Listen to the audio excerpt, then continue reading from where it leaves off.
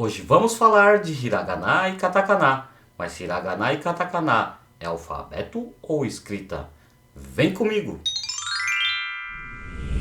Seja muito bem-vindo ao canal Fortuna da Cultura. Eu sou Ernesto Takahara e hoje já vamos começar com as aulas de Nihongo. Se esse é o primeiro vídeo que você assiste do canal, não deixe de acessar a série completa que eu falo do método da fluência clicando no card aqui. Assim você fica sabendo de tudo o que precisa para ter a fluência em Nihongo. Mas por que começar por hiragana e katakana? É o seguinte, daqui para frente, conforme avançamos as aulas, na hora de você praticar as frases de conversação com Anki, o hiragana e katakana será imprescindível para o seu aprendizado do Nihongo, ok? Na descrição desse vídeo está o link para você fazer o download para você estudar o hiragana e katakana no Anki. E falando em Anki, a partir de hoje, já deixe 15 minutos reservado para você abrir o Anki todos os dias. Por exemplo, você pode abrir o Anki no ônibus ou metrô, indo ou voltando do trabalho ou escola. Mas abra o Anki todos os dias, pois a fluência só virá em contato com o Nihongo um pouco por dia. Aproveite o tempo que for melhor para você, ok?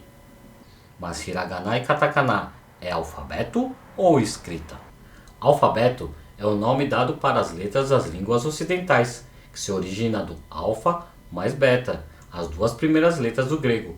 Então, para o japonês, falamos escrita, e temos três tipos diferentes de escrita: o hiragana, o katakana e o kanji. O hiragana tem a origem da simplificação do kanji, que pode ser utilizado para todas as palavras japonesas. Cada símbolo do hiragana representa apenas um som, que junto a outros símbolos forma uma palavra. Então todas as palavras de origem japonesa podem ser escritas com hiragana. Exemplo, inu, que significa cachorro, e neko, que significa gato. Já o katakana é utilizado para escrever palavras estrangeiras ou para reforçar a tensão de uma palavra. Exemplo, doa, que significa porta, que vem de door, do inglês.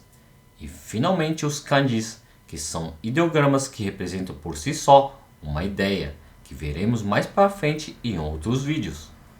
No japonês, temos duas formas de ler e escrever, na vertical e na horizontal. Na vertical é a forma tradicional, no qual começamos no canto superior direito, de cima para baixo e depois formando colunas ao lado esquerdo. A horizontal é a segunda forma, igual à forma ocidental de ler e escrever. Dessa forma, começamos no canto superior esquerdo em direção à direita e depois formamos as linhas abaixo, continuando da esquerda para a direita. Antes de começar, vou explicar as cores de cada coisa. Em laranja, temos o som das vogais. Em roxo, temos o som das consoantes. Em amarelo, temos o hiragana. Em azul, temos o hiragana, com exceção do padrão do som. Em verdinho, temos o katakana. Em rosa, temos o katakana, com exceção do padrão do som. Fica tranquilo que ao final tudo ficará mais claro. Então vamos começar? Na primeira coluna à direita temos A em hiragana em amarelo e A em katakana em verdinho. Depois temos o I, U, E, O. A partir da segunda coluna, temos a linha com o som das consoantes K, S, T, N, H, M, Y, R e W. Junto com as vogais, formam o som do símbolo K mais A, K, K mais I, Ki. E assim continuando temos Ku, Ke, Ko. Já na terceira coluna, temos uma exceção em azul, seguindo na sequência S mais A, Sa, mas S mais I deveria ser Si, mas aqui o som é Shi, Shi de shimeji, por exemplo. Continuando temos Su, Se, So. Já que falamos de exceção, vamos ver as outras? Aqui temos T mais I, que ao invés de Ti, o som é Ti. O próximo é T mais U, ao invés de Tu, o som é Tsu. Tsu de tsunami, por exemplo. É isso mesmo que você acabou de ouvir. A pronúncia correta de tsunami é 津波。津波で生まれた3万人の東日本における地震津波警報、津波に関する情報が出ています。大津波警報が岩手県、すでに津波は到達と推測されています。予想高さは3メートルです。 Vamos para a próxima exceção. H mais U, ao invés de RU, o som é FU, com um F. FU. O próximo temos aqui o O igual ao som desse outro O. Mas esse O azul se usa em ocasiões específicas, sendo que todas as palavras serão usadas com esse outro O amarelo. E por último, temos o som de N, som nasal de Agora que você já entendeu a lógica e já sabe das exceções, vamos treinar?